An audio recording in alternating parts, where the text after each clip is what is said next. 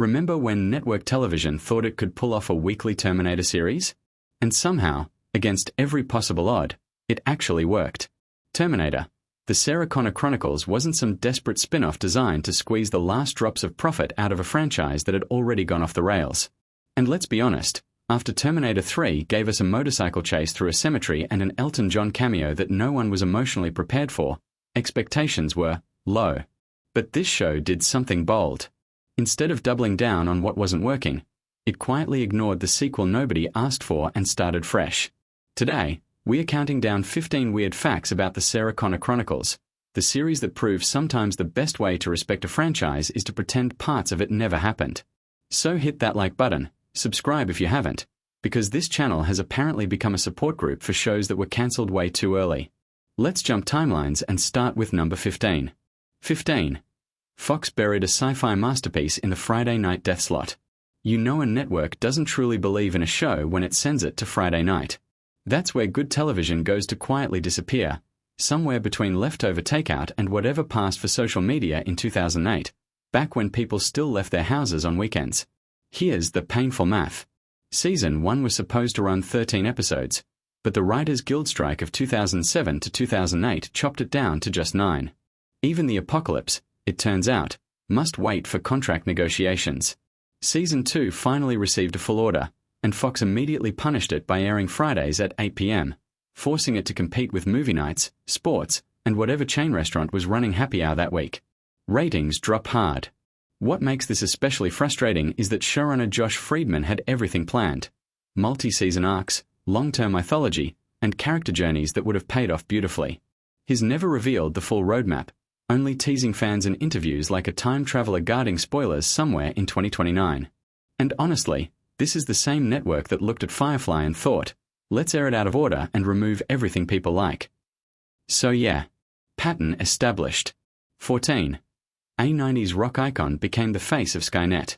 Casting Shirley Manson as a Terminator was inspired chaos. The lead singer of Garbage stepping into the role of Catherine Weaver, AT-1001 posing as a tech CEO, felt like weaponized Gen X nostalgia. Nothing says corporate evil quite like the woman who sang I'm Only Happy When It Rains, running a company that might end humanity. Her introduction in the Season 2 premiere was unforgettable. She casually morphs on screen from human to liquid metal like shapeshifting is just another corporate restructuring. The episode opens with Manson's haunting version of Samson and Delilah, instantly setting a tone where boardrooms feel more threatening than battlefields. She made corporate villainy genuinely unsettling, equal parts executive, executioner, and existential nightmare. 13. Summer Glau turned Terminator combat into choreography. By 2008, Summer Glau had already become the unofficial patron saint of brilliant sci-fi shows that networks cancel prematurely. Firefly. Gone. The 4400. Same fate. Getting cast alongside her was practically a curse. But TSCC used her perfectly. Her ballet training transformed Cameron's fight scenes into something hauntingly graceful. Every movement felt deliberate, fluid, efficient, and deeply unsettling. Like watching Swan Lake, if the swans were programmed to kill you. The writers leaned into it, staging sequences that highlighted her physical precision. Cameron wasn't just violent, she was elegant. And then there was the humor.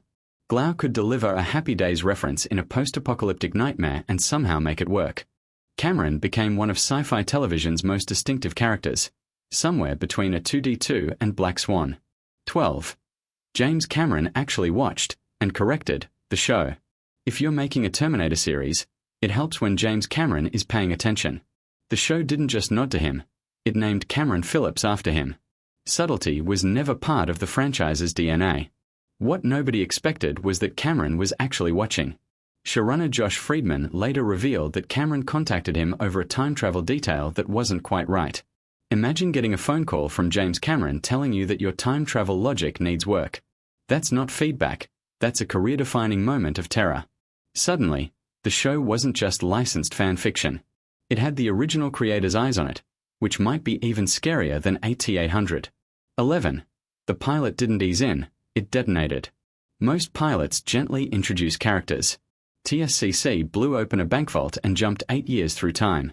Directed by David Nutter, Hollywood's go-to pilot whisperer, the premiere sent Sarah, John, and Cameron from 1999 straight to 2007, instantly bypassing messy continuity and keeping Sarah alive.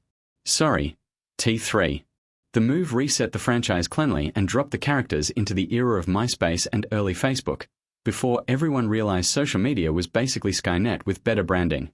It felt cinematic, not like budget-strained network sci-fi. A bold reset that gave fans exactly what they wanted. 10. Cromedy kept dying, and coming back smarter. Most villains die once. Cromedy got promoted. Originally played by Owain Yeoman, the role shifted to Garrett Dillahunt, who brought a chilling awkwardness, half serial killer, half middle management menace. In story, his skin was modeled after fictional actor George Laszlo, turning a real-world recast into clever metacanon. After his destruction, his endoskeleton was repurposed as the body for the John Henry AI, transforming a former villain into the shell of something entirely new. Few shows have ever recycled a character this creatively. 9. Stars Hollow doubled as Judgment Day. Yes, that's Stars Hollow. The same Warner Brothers backlot used for Gilmore Girls became a battleground for humanity's extinction. One moment you're picturing Luke's diner, the next, resistance fighters are ducking behind the gazebo. It's either the best crossover nobody asked for or deeply unsettling Connecticut trauma. Was Kirk a resistance fighter? Did Taylor regulate Terminators? We may never know. 8. Real-world tragedy forced a pilot rewrite. The original pilot included a Terminator opening fire near a high school. Then the Virginia Tech shooting happened in April 2007. The producers immediately cut the scene and relocated the action to a library. Reality reshaped fiction overnight, changing what felt watchable and responsible. The deleted scene remains part of show lore, never aired, never forgotten. 7. John Connor's birthday breaks the timeline. In Terminator 2, John's birth year is 1985. In TSCC, it's listed as 1983. That technically means he exists before conception, which opens a whole paradox nobody wants to diagram. Fans noticed. Forum exploded. Calculators came out. And honestly, the franchise has always been allergic to clean timelines. 6. Lena Headey's real injury became canon. During filming, Lena Headey injured her hand. Instead of hiding it, the show incorporated it. Sarah appears on screen bandaged and bruised, making her struggle feel earned. Sarah Connor wasn't winning clean fights, she was paying for every victory. 5. Over 300 actresses auditioned to replace Linda Hamilton. Replacing Linda Hamilton wasn't casting, it was archaeology. Josh Friedman auditioned over 300 actresses before landing on Headey, who brought a colder, more paranoid Sarah, someone shaped by years of running and never feeling safe. She didn't imitate Hamilton. She evolved the character. 4. Hacker culture Easter eggs were everywhere. In Episode 2, the computer store address reads 1337, classic leet speak. It wasn't random.